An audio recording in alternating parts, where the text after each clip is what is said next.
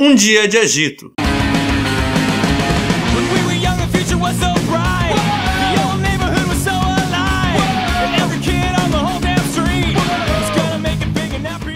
E aí, gente, lista opinião aqui, dessa vez com Turma da Mônica Jovem, edição 20, Um Dia de Agito. Essa edição aqui com essa quarta capa maravilhosa aqui dos pais da Mônica, né, cara? Essa edição aqui que eu acho que ficou muito boa, na minha opinião.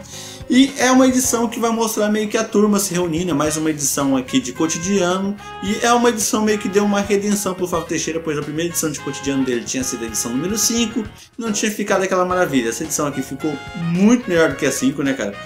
Na minha opinião, ela ficou bem melhor. E a turma clássica, tanto Mônica, Magali, Cebola e Cascão, querem arranjar um pouco de dinheiro, estão juntando um pouco a grana ali pra poder ir no cinema junto, né, cara? A turma clássica, os quartetos de protagonistas tá tendo no cinema e tá faltando R$20, então eles estão meio que se preparando para arrumar esse dinheiro aí.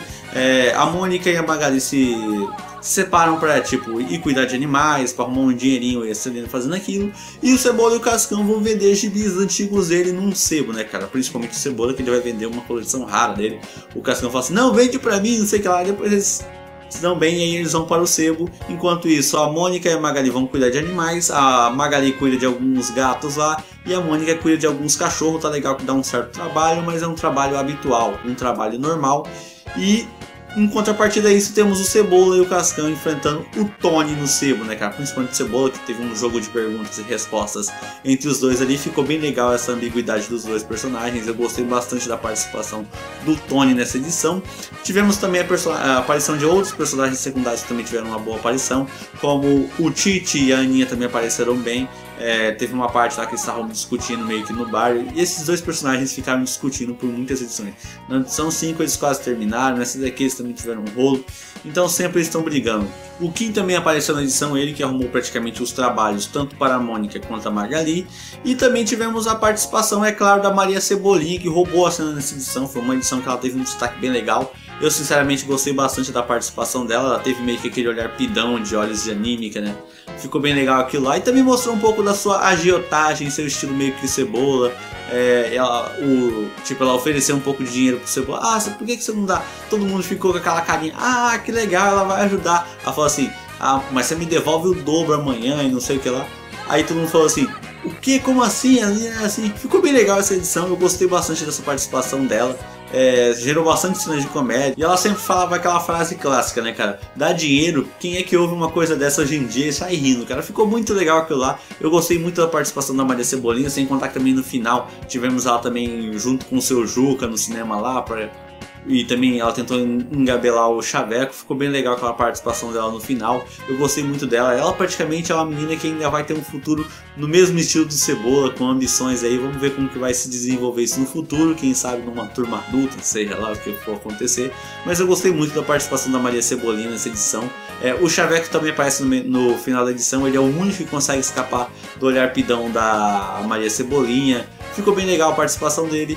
E voltando aos personagens principais, né, cara? Tivemos também essa parte aí que eu falei do Tony e o Cebola tretando lá, mas o Cebola conseguiu ganhar e conseguiu vender a sua revista pro sebo.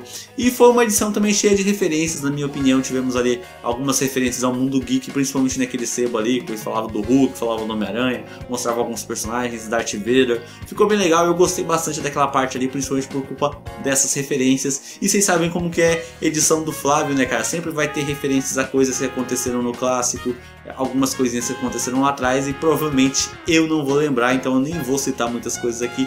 Teve uma coisinha ou outra que eu percebi que mostrava um quadrinho remetendo a alguma coisa do clássico, mas infelizmente eu não sou um cara que lia muitas edições da turma clássica. Eu lia mais Chico Bento quando eu era criança. E o Tony, como bom vilão que é, né, cara, ele pegou e foi, ainda ligou pro cinema e descobriu que a turma tava querendo ir pro cinema, né, cara. Então ele foi lá, ligou pro cinema e comprou os 4 últimos ingressos para o filme que eles queriam assistir, que é meio que uma paródia. O nome do filme é meio que uma paródia do Crepúsculo, né, cara? Ficou bem legal essa sacada aí do Flávio.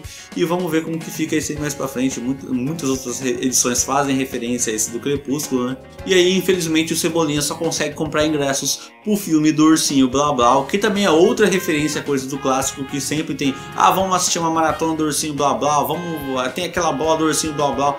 sempre tem essas referências e é bem legal, né? Mas como a Mônica ela aceita ir junto com o Cebola assistir o filme do Ursinho Blá Blá, o Tony desiste, entrega meio que os ingressos pra eles de mão beijada. E por fim o Tony ele acaba por se dar bem no final da edição. Eu gostei bastante disso porque mostrou que os vilões não tem que se dar mal. Ele ainda acaba indo junto com a Denise e a Carmen pro cinema. Eu sinceramente penso até hoje, por que que o Tony não está com uma dessas duas, nem com a Carmen ou com a Denise, né, cara? Eu queria que dava uma desenvolvida, porque não anda as histórias deles. Mas o cara se deu bem, né, cara? Ele foi com duas gatas pro cinema. Fazer o que, né, cara? O roteirista deu uma ajudada pra ele ali e eu gostei bastante disso aí. Tivemos também essa, aí depois no final ainda sobrou o ingresso, porque eram 4, né, cara? E o Chaveco ainda catou o ingresso pra ir pro filme, ele ludibriou a Maria Cebolinha. Ficou um final bem legal ali, a Maria Cebolinha querendo fazer um contrato com o seu Juca pra ela poder ir de graça no cinema no futuro. Ficou bem legal, eu gostei e eu recomendo muito essa edição pra vocês. Essa edição, na minha opinião, foi muito melhor do que a edição 5. A edição 5 foi do Flávio e a crítica caiu em cima por conta daquele negócio lá que a turma era muito mimada, coisa e tal, que eles ganhavam as coisas muito fáceis. Eu sinceramente, essa edição aqui ele falou assim, eu vou dar uma consertada nisso. Então ele fez meio que a turma lutar pra conseguir as coisas, lutar pra poder ir no cinema. As meninas fizeram um serviço ali, os garotos tiveram um desafio ou outro ali. Eu gostei bastante dessa edição e eu recomendo ela pra vocês. Ela é muito melhor do que a edição 5 e é muito melhor do que a edição 10. E tivemos até um trechinho ali de praia no começo da edição, bem legal, mas isso aí passa direto, né, cara? E é isso, galera. Se vocês gostaram desse vídeo, não deixe de dar aquele joinha maroto, se inscrever no canal, comenta aí, por favor. E é isso, beleza? Então falou e tchau!